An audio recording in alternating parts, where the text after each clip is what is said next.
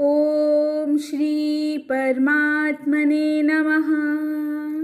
श्रीमद् भगवद गीता अध्याय 17।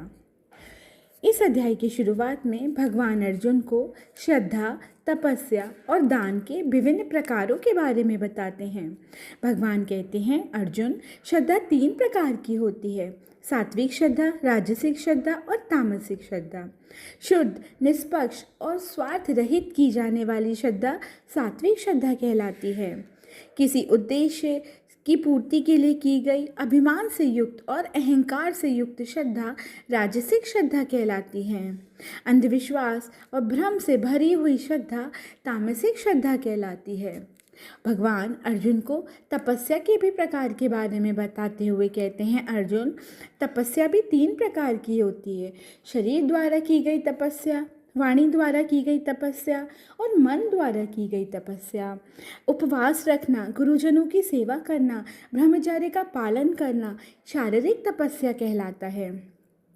अपनी वाणी में सत्यता रखना, मधुर वाणी से युक्त बोलना और शास्त्रों के बारे में लोगों को बताना, ये वाणी की तपस्या कहलाता है। अपने मन को नियंत्रित करके भगवान की भक्ति में लगाना, आत्मसंयम और संतोष करके रहना, ये मन की तपस्या कहलाती है। इस प्रकार भगवान अर्जुन को दान के भी 3 प्रकार के बारे में बताते हुए कहते हैं, अर्जुन, दान भी 3 प्रकार के होते हैं: सात्विक दान, राजसिक दान और तामसिक दान। बिना किसी स्वार्थ के किसी योग्य व्यक्ति को दिया गया दान सात्विक दान कहलाता है। कुछ पाने की इच्छा रखना, बदले में मुझे कुछ मिलेगा की इच्छा रखने वाला दान राजसिक दान कहलाता है। अयोग्य व्यक्ति को अनुचित समय पर दिया गया दान तामसिक दान कहलाता है।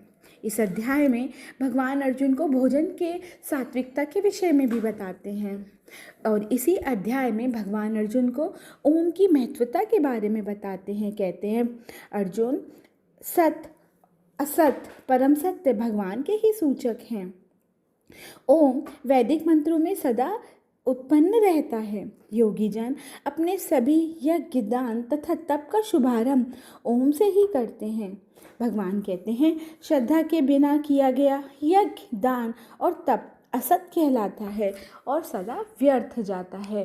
इसी तरह भगवान द्वारा बताए गए चीज़ों का पालन करने को भगवान कहते हैं और इसके साथ ही अध्याय 17 समाप्त हो जाता है। हरे कृष्णा।